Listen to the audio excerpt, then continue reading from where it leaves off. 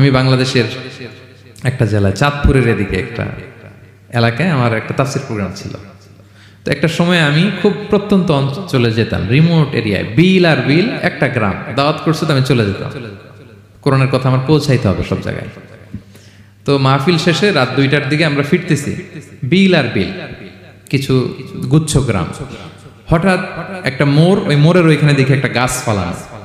এটার মানে হচ্ছে আশেপাশে ডাকাত আছে, ওখানে ডাকাতি এরকম হয় আর কি, বিল এরিয়াতে গাছ ফেলে রাখে। তো গাছ থাকলে তো আর কোনো সিএনজি প্রাইভেট কার কিছুই যাবে না।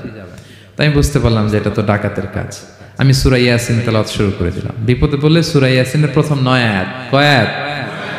এই 9 আয়াত পড়বে। পড়তে আরম্ভ করলাম, ড্রাইভারকে বললাম একটু করে পেছাও। তো টর্চ মারতেছে বিল থেকে, মানে ওরা তো ওখানে উৎপেতে আছে। আমি পড়তেছি, কিছুক্ষণ পরে ডাকাত নিজে এসে গাছ সরাই দিয়ে বলতেছে যান।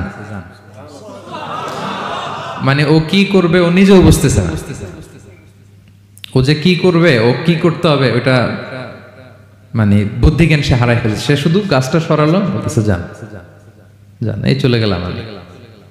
এটা আমার নিজের প্রমাণ, হয়তো কোথাও বলি নাই, আজকে প্রসঙ্গক্রমে বলা হয়ে গেল।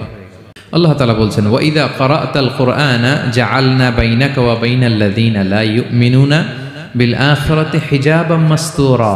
নবী হে, আপনি যখন কোরআন তেলাওয়াত করেন তখন আপনার আর কাফেরদের মাঝে আমি পর্দা ঢেলে দেই। পর্দা, কাফেররা আপনারা দেখে না। সুবহানাল্লাহ।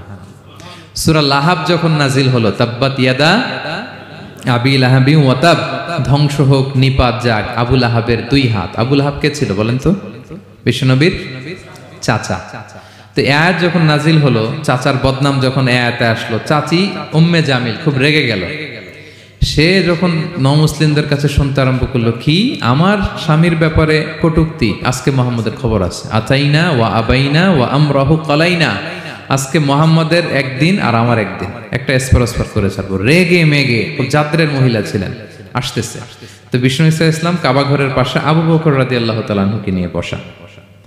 তো আবু বকর রাদিয়াল্লাহু তাআলা আনহু এই দৃশ্য দেখে বললেন, ইয়া রাসূলুল্লাহ, আপনি এখান থেকে চলে যান, উম্মে জামিল এসে আক্রমণ করবে আপনার উপর।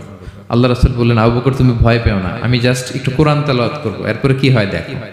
বিষ্ণু ইসা ইসলাম কোরআন তেলাওয়াত করতে লাগলেন। আর রেগে মেগে আগুন হয়ে উম্মে জামিল আসছে, এসে আবু বকরকে বলতেছে, এই আবু বকর, তোমার বন্ধু মুহাম্মদ কোথায় বলো। পাশেই কিন্তু বিশ্বনবী বসা, কিন্তু সে চোখে দেখে না। সুবহানাল্লাহি ওয়া বিহামদিহি। জাআলনা বাইনাকা ওয়া বাইনাল্লাযীনা লা ইউমিনুনা বিল আখিরাতি হিজাবাম মাসতুরা। নবী, আপনি যখন কোরআন পড়েন কাফেরদের আর আপনার মাঝে আমি কি এঁটে দেই? পর্দা এঁটে দেই, ওরা দেখে না। আপনি বিপদে পড়ছেন, আপনি কোরআন পড়েন, আপনার শত্রু আপনাকে দেখবে না। হিজরতের রাতে বিষ্ণু ইসলাম আবু বকর রাদিয়াল্লাহু তাআলা আনহুকে নিয়ে গারে সাউরে আশ্রয় নিলেন। মক্কার কুরাইশরা খুঁজতে আবু বকর রাদিয়াল্লাহু তাআলা আনহু তো ভয়ে তটস্থ, যে কি না কি হয়ে যায়। আবু বকর রাদিয়াল্লাহু তাআলা আনহু বললেন যে আমি অবাক, আমার পাশ দিয়ে হেঁটে যায় ওরা, কিন্তু আমাদেরকে দেখে না।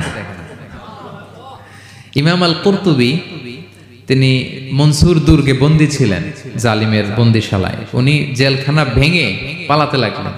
পালাতে সৈনিকরা টের পেয়ে গেল, খুঁজতেছে ওনাকে, খুঁজতে ধরার জন্য উনি এক পাহাড়ের চিপায় যেয়ে আশ্রয় নিলেন আর সূরা ইয়াসিন তেলাওয়াত করতে লাগলেন। তো ওরা খুঁজতে পায় না, কিন্তু উনি পাশেই, চোখে দেখে না। তো উনি বললেন যে হঠাৎ এক সৈনিক, সে ইউরিন পাস করতে লাগলো দাঁড়িয়ে, মানে প্রস্রাব করতে লাগলো। তার প্রস্রাবের ছিটে ফোঁটা আমার গায়েও লাগতেছে, কিন্তু সে আমারে দেখে না। সুবহানাল্লাহ পড়বেন না? জাআলনা বাইনাকা ওয়া বাইনাল্লাযীনা লা ইউমিনুনা বিল আখিরাতি হিজাবাম মাসতুরা। নবী হে, যখন কোরআন পড়বেন আপনার আর কাফেরের মাঝে আমি কি এঁটে দেই? পর্দা এঁটে দেই। আমি নিজেও এটার অনেক প্রমাণ পেয়েছি। আমি বাংলাদেশের একটা জেলায়, চাঁদপুরের এদিকে একটা এলাকায় আমার একটা তাফসির প্রোগ্রাম ছিল।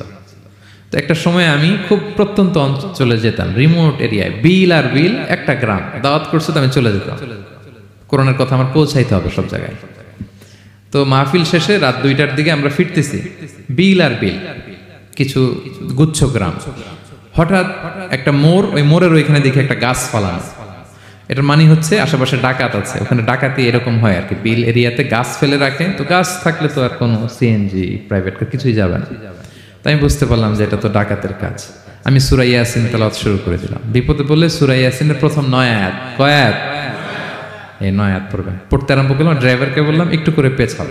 তো টর্চ মারতেছে বিল থেকে, মানে ওরা তো ওখানে উৎপেতে আছে। আমি পড়তেছি পড়তেছি, কিছুক্ষণ পরে ডাকাত নিজে এসে গাছ সরাই দিয়ে বলতেছে যান। মানে ও কি করবে ও নিজেও বুঝতেছে না। ও যে কি করবে, ও কি করতে হবে ওটা মানে বুদ্ধি জ্ঞান সে হারাই ফেলেছে। সে শুধু গাছটা সরালো, বলতেছে যান যান, এই চলে গেলাম আমি।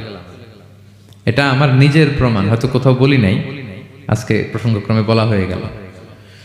তো এরকম বিপদে পড়লে সূরা ইয়াসিনের প্রথম কয়াত পড়বেন আপনারা। জাআলনা বাইনাকা ওয়া বাইনাল্লাযীনা লা ইউমিনুনা বিল আখিরাতি হিজাবাম মাসতুরা। আপনার আর আপনার শত্রুদের মাঝে কি হয়ে যাবে?